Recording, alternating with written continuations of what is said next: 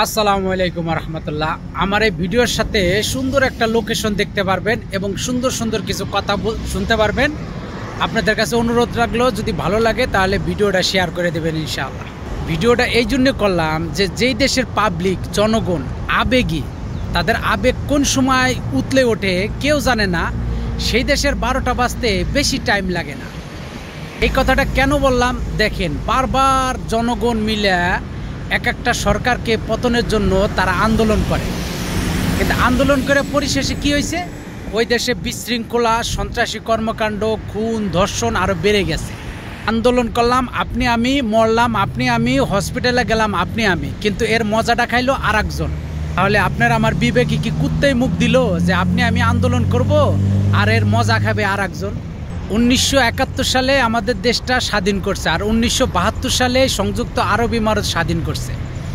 এদের দেশটার দিকে তাকায় দেখেন আর আমাদের দেশটার দিকে তাকায় দেখেন, আমরা কেন অধপতনে আছি, আমাদের কোন সমস্যার কারণে আমরা অধপতনে আছি। কারণ যেই দেশের শতকরা 95% জনগণ অসভ্য, আবেগী এবং অসৎ, সেই দেশের 12টা বাজতে বেশি টাইম লাগে না। তা আমার দেশ মাতৃভূমি দেখলেই বোঝা যায়।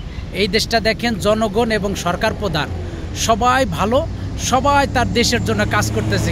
সবার শপথ একটাই, আমার এই দেশের টাকা কোনোদিন বাহিরে যাবে না, কেউ বাহিরে নিতে পারবে না। এই জন্য এই দেশটা অনেক সুন্দরভাবে চলতেছে। আমাদের দেশে আইন আছে, কিন্তু আপনি আমি কেউ মানি আইনটা? এই যে এখন একটা সরকারকে নামাই আপনি এই দেশের যে পরিস্থিতি এখন সৃষ্টি করলেন, এই দায়ভার কে নিবে? অনেক ছেলে মেয়ে হসপিটালের পঙ্গত্ব বরণ করছে, অনেকে মারা গেছে, কিন্তু অনেকের বাপ মা, তার ছেলে সন্তান, অনেকে স্বামী হারাইছে, কিন্তু তাদের হারানোর কারণে এখন মজা খাইতেছে আর একজন। তাহলে আপনি আমি কেন এই রাজনীতি, কেন এই দুর্নীতির ভিতরে যাই আপনি আমি তাদের সুযোগ করে দেব?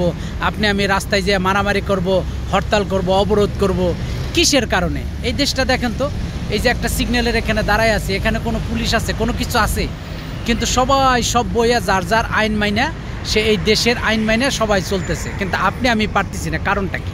ঠিক আছে, আপনি আমি পারতেছি না দেশের আইন মানতে। এই দেশে দেখেন কত সুন্দরভাবে সবাই আইন শৃঙ্খলা মাইনে চলতেছে। তাহলে আমাদের কি বিবেকে কুত্তায় মুখ দিছে?